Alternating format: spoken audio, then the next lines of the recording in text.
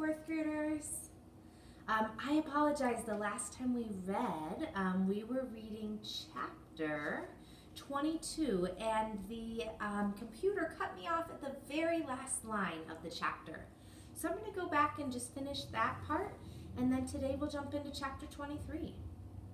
So just to activate your schema, remember, Minli is with the king.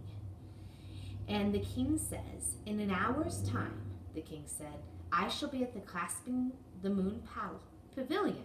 I want the food waiting for me and nothing else. I do not wish to be disturbed by anyone this evening."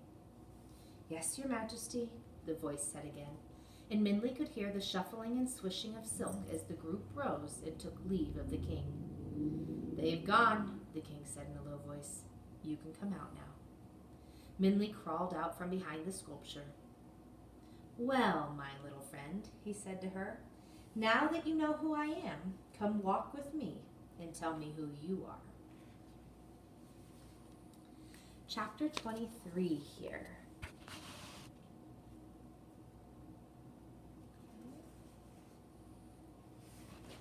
Minli and the king walked through the garden, and she told him her name and where she was from and about her journey. Remembering the fish's warning, she carefully didn't mention Dragon waiting for her in the forest. As they walked, the patterned stone pathways gently massaged her feet, and the sun seemed to disappear like a closing flower. When they finally approached the pavilion, night had fallen. "So," the king said, "now you have come here to find the guardian of the city." "Yes," Minli said, and looked at him expectantly. "And you think the guardian is me?" the king said. "Yes," said Minli. "Do you know what the borrowed line is? May I have it?" "The borrowed line," the king repeated, and they stopped in front of the pavilion. The moon's reflection fastened onto the water's surface, and Minli saw why the pavilion was called Clasping the Moon. The image of the moon lay protected in the water like a glowing pearl, and the king stared at it in deep thought. "Come, let's eat, and then we'll see what can be done about your borrowed line." Minli entered the open-air pavilion. At the center, 2 stools and a small table of elaborately carved ginkgo wood waited for them. A large, finely woven bamboo basket, as tall as Minli's waist, stood next to the chairs. The king eagerly lifted off its lid, and rich, warm aromas floated in the air, making Minli's stomach grumble. The king took out the plates of delicate pink shrimp dumplings, savory noodles and pork, dragon's beard bean sprouts, emerald green chives, and a bowl of white jade tofu soup. A pot of tea and an assortment of cakes sat on the bottom layer of the basket to finish off dinner. Just to give you a picture of where they are. Looks beautiful, if you ask me. The king handed Minli a pair of intricate gold chopsticks that weighed heavily in her hands, and with his urging, Minli began to eat what was easily the most delicious meal she had ever had. "I'm not sure what the borrowed line is that you are looking for," the king told Minli as he sipped his tea. They had finished eating the main meal, and she was enjoying a turtle-shaped cake filled with sweet and soft red bean paste, a taste not known to her before. As she swallowed, its richness seemed to warm from her throat to her stomach. "But I think I can guess." With great effort, Minli stopped eating and looked at him. "You can?" she asked, and suddenly a hope filled her. "What do you think it is?"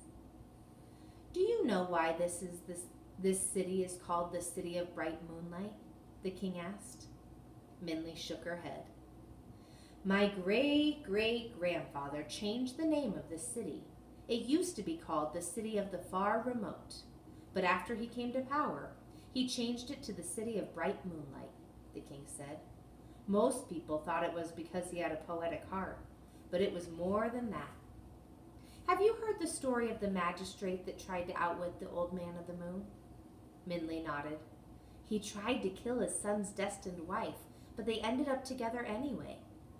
"Ah, you know the story," the king smiled. "That magistrate was my great-great-grandfather's father, and this city is the city that his son became. This city is the city that his son became king of through the marriage. So the story is real? Minli said. Well, it is a story that has been passed through my family for generations, the king said, but there's more to it than what most have heard. And here we go into our next story. The unknown part of the story of the Old Man of the Moon. After the Old Man of the Moon told the magistrate that his son would marry the daughter of a grocer, Magistrate Tiger flew into a rage. With both hands, he grabbed the page and tore it from the book. But before he could rip the page in two, the old man's eyes stared into his, and the light of the moon seemed to bind the magistrate still. As the silence hung in the air, Magistrate Tiger's anger turned to fear. But finally, the Old Man of the Moon nodded at him grimly. Pages of the Book of Fortune do not tear easily. But that paper was being sent to you before I borrowed it, the old man said. So perhaps it is only fitting that you finally receive it. Take it. The book has bestowed some extra qualities to it, though they will be as useless to you as the original paper would have been. And without another word, the Old Man of the Moon stood up and walked away up the mountain. The magistrate could do nothing but stare, clutching the ripped paper in dumbfounded silence. He tore a page out of the Book of Fortune? Minli said. Yes, the king said, but he himself was never able to read it, so it remained useless to him just as the Old Man of the Moon had said it would be. Come, the king said as he walked out of the pavilion onto the bridge under the moon. As Minli followed, he reached inside the breast of his shirt, slowly took out a gold-threaded pouch and said, This is the ripped page. It has been passed down from generation to generation, studied by the kings of the city of bright moonlight. None of us have ever understood what the Old Man of the Moon meant when he said it was borrowed. Minli watched fascinated as the king took from the gold pouch a delicate, folded piece of paper. Paler than even the white jade tofu she had eaten for dinner, the paper seemed to have a light of its own, dimming the gold threads of the pouch that held it. It was my great-great-grandfather, the king said, unfolding the paper, who realized that the words on it can only be seen in the bright moonlight. He renamed the city of bright moonlight as a reminder for the kings that followed him. Minli looked at the paper as if in a daze. In the moonlight, the page glowed. A single line of faint words, as if written with shadows, was scrawled upon the page in a language Minli had never seen. So, I think this paper, which the Old Man of the Moon said he borrowed, the king said, this written line torn from the Book of Fortune, is the borrowed line you seek. Of course, Minli said, and excitement bubbled inside of her. It must be. But her excitement popped as she looked at the carefully preserved page and remembered how the king had had it on his person, carefully and preciously kept in the pouch around his neck. It seemed impossible that he would give her such a cherished treasure. It was only after much study that my great-great-grandfather was able to decipher the words, the king said, and that is when he realized that the words changed whenever, according to the situation at the time. From then on, whenever a king of the city of bright moonlight has had a problem, he consults the paper. And it tells you what to do? Minli asked. Yes, the king gave a wry smile, though not the way you think. Sometimes the line on the page is more mysterious than the problem. And with that, the king looked down at the line. As he read, a startled expression came across his face. What does it say? Minli asked. It says, the king said slowly, you only lose what you cling to. The king's words seemed to hang in the air. All was silent except for the soft rustling of the page and the gentle breeze. Minli, unable to speak, watched it flutter as if it were waving at her. So, it seems to your request, the king said. It seems your request, the king said, deserves consideration. The line tells me as much. Let me think. Minley looked at the king, quiet but puzzled. For generations, my family has prized this paper. We have honored it for its spiritual power and authority. It has been passed on and studied and cherished and revered. It has been valued above gold or jade, the king said slowly. But what is it really? Minley shook her head, unsure if she should respond.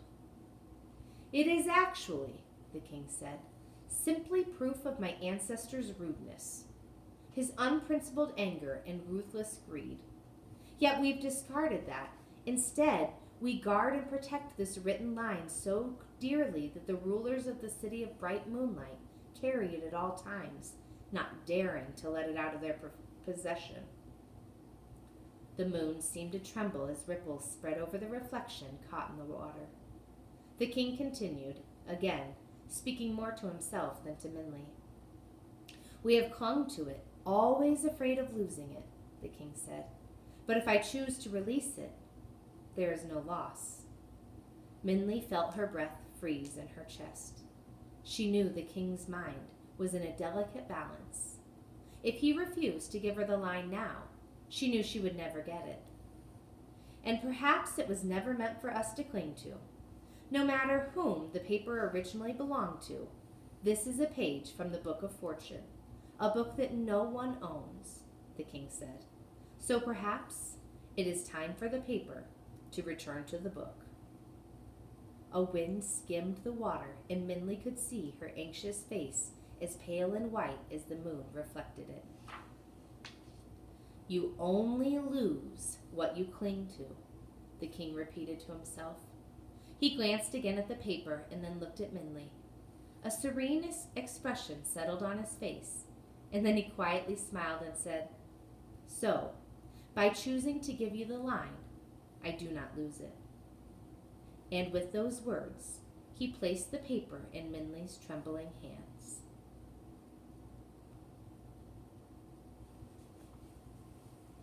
We'll keep going with chapter 24. Outside the city, Dragon waited. Even after Minley had disappeared, the dragon still watched from the trees. He had felt odd when she had passed the old stone lions and the door had closed behind her. He realized that he'd never had a friend before, and what a nice feeling it was to have one. And perhaps that was why the second night, when the sky darkened and the moon rose, Dragon crept out from the shadows of the trees and approached the closed, sleeping city. While he wouldn't admit it, Dragon thought just standing by the walled city might make him feel just a little less lonely. The silver moon cast a frosted glow upon the rough stone wall and guardian lion statues. Dragon stared at them as he approached the gate.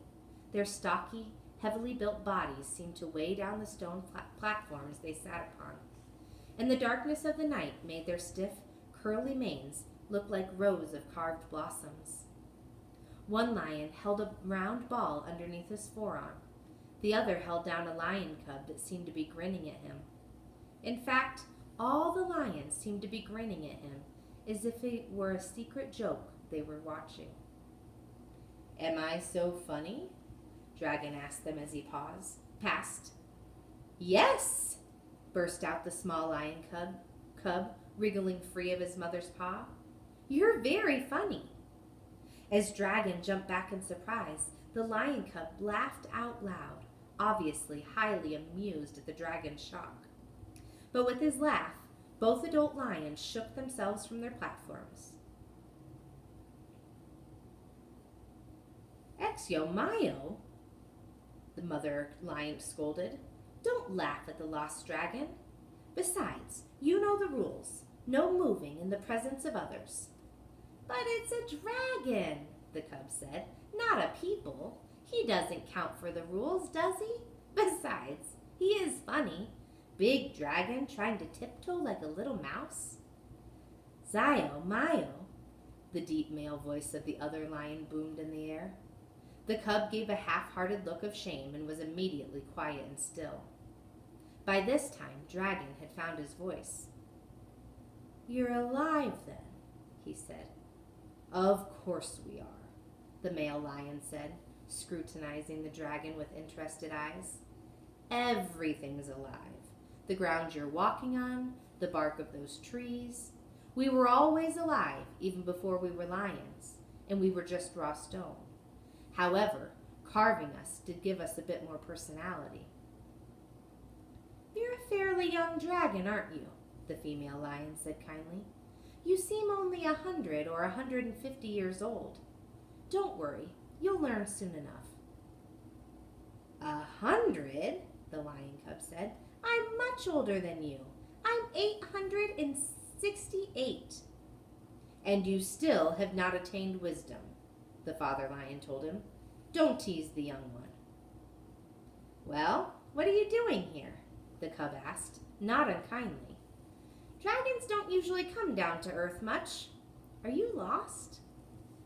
Though unusual, the lions weren't unfriendly, so Dragon settled down and told them the whole story. Being born, living in the forest, meeting Minley, and now their travels to find the borrowed line and the old man of the moon.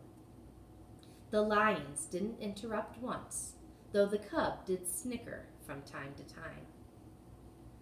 "You belonged to Magistrate Tiger?" the cub said when Dragon had finished. "That means you're the terrible dragon. You're the one that destroyed the king's father's palace. What a lot of trouble you caused." Dragon looked at the older lions questionably. "About 100 years ago," the female lion said, "the king's father fled his home village. A dragon had destroyed his palace and his people had cast him out, saying he was bad luck. He came here, intending to make his home with his son and to live off of his son's wealth and power as the king of the city of Bright Moonlight. There were bad times here for the city, as the king's father and the officials he brought with them were corrupt and greedy. We were very concerned." "You?" the dragon asked. "Why would it concern you?" "Why would it concern us? It is completely our concern," the male lion said.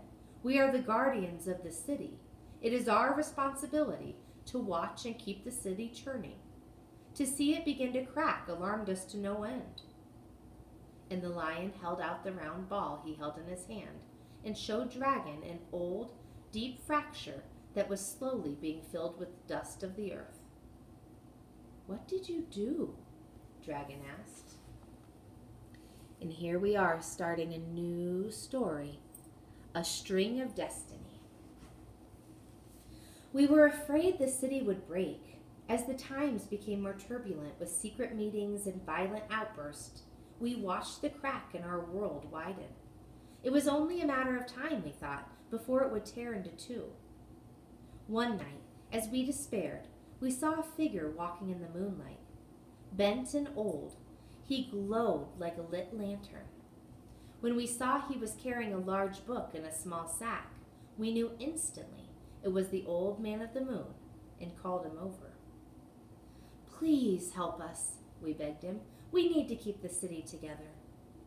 The old man of the moon looked at us, our outstretched, cracking globe, and our pleading faces. Without a word, he sat down before us and opened his book, leafing through the pages and stroking his beard. After several minutes of consulting his book, he opened his sack and handed us a red thread. "You are to hold this until it is needed," the old man told us, and then slapped his book shut and walked away, ignoring our words of thanks. We knew the old man of the moon had given us a string of destiny, one of the very strings he used to bind people together. It was a marvelous gift. While he left us no instructions, we guessed that we were to use it to tie around the city if it looked as if it were to split. After that, night after night, we watched our sphere, ready to use the string at the first signs of breakage. Unsure of its power or abilities, we dared not to use it for anything, but the direst of circumstances. But the crack did not grow. Unexpectedly, the king renounced his father. He exiled him and his officials from the city, and harmony returned. Slowly, the fracture has filled with the powder of earth and stone, and I have held the string unused. And as the male lion finished, he lifted his paw to reveal a flattened line of red thread. "The borrowed line," Dragon said. "That's it. Minley said she needed to get the borrowed line from the guardian of the city. You're the guardian, and that's the borrowed line we need." "I suppose it is," the lion said, looking at the string. "So perhaps I have been holding it all this time, so that I could give it to you." And the lion dropped the string into the dragon's outstretched hand. And that was the end of chapter 24. Which one do you think is really the borrowed line of the city? I'll see you next time.